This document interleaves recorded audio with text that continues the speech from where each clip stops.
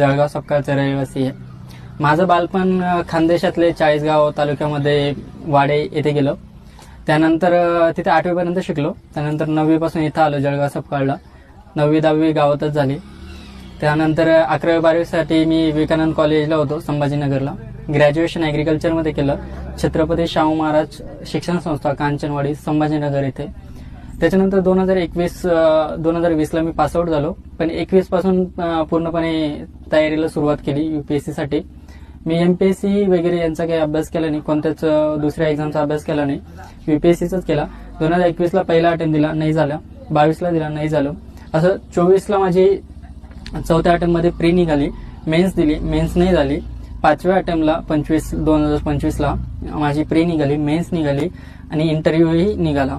या 2025 मध्ये मी यूपीएससीच्या फॉरेस्टच्या एक्झामसाठी सुद्धा एलिजिबल होतो. प्री त्याची पण निघाली होती. त्याच्यानंतर मी यूपीएससी सीएपीएफ असिस्टंट कमांडंट याची सुद्धा एक्झाम क्लिअर केली. त्यासाठी इंटरव्ह्यूसाठी क्वालिफाय झालो होतो. पण मला नाही वाटत आता त्याची काही गरज पडेल इंटरव्ह्यू द्यायची पुन्हा एकदा. आणि सुरुवात थोडी कठीण होती, समजायला अवघड जात होतं. कारण की 10वी पर्यंतचं पूर्ण शिक्षण जिल्हा परिषद आणि माध्यमिक मराठीमध्ये झालंय सगळं. त्यानंतर इंग्लिशमध्ये थोडं समजायला अवघड जात होतं. पण मग महाराष्ट्र गव्हर्नमेंटची स्कॉलरशिप, माझ्या भावांची मदत, मामा मामीचा सपोर्ट आणि सगळ्या परिवाराचा सपोर्ट होता. त्यामुळे मी चांगले कोचिंग वगैरे लावू शकलो. मग कोचिंगमधून गायडन्स भेटलं, डिरेक्शन वगैरे भेटली. त्याच्यानंतर कोचिंग झाल्याच्या नंतर पूर्ण सेल्फ स्टडीज केली. मी 3 वर्ष सेल्फ स्टडी केली 2023, 24, 25. आणि मी दिल्ली येथे एक हमदर्द स्टडी सर्कल, एक छोटंसं इन्स्टिट्यूट आहे एनजीओ म्हणून.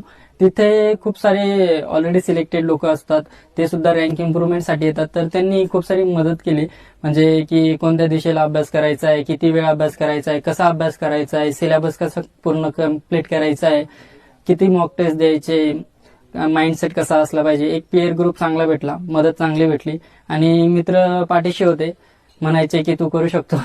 आणि तेच शेवटी इथपर्यंत पोहोचलो. तुमचं मार्गदर्शन करणारे व्यक्ती कोण? मार्गदर्शन करणारे सगळेच होते, परिवार होते, आई भाऊ आणि यांच्यापैकी सगळेच, म्हणजे पूर्ण गाव, सगळेच म्हणजे शिक्षक वगैरे म्हणू शकतो आपण. आणि शेवटी एक्झाम आहे. आपण युट्यूबवर खूप सारे व्हिडिओ बघतो, त्याच्यातूनही आपण मॉक व्हिडिओ वगैरे बघितलं, त्यातूनही कळतं की कसा अभ्यास करायचा आहे, कसा नाही करायचा आहे. तर तेच. तुम्हाला आयपीएस झाला, काय वाटतं तुम्हाला? तर पहिल्यांदा तर खूप आनंद होतोय, कारण की लिस्टमध्ये नाव आहे. तर मागच्या वर्षी नव्हतं तर दुःख होतं. आता इथपर्यंत पोहोचलंय तर शेवटी वाटतंय की कुठंतरी पूर्ण विराम लागलाय.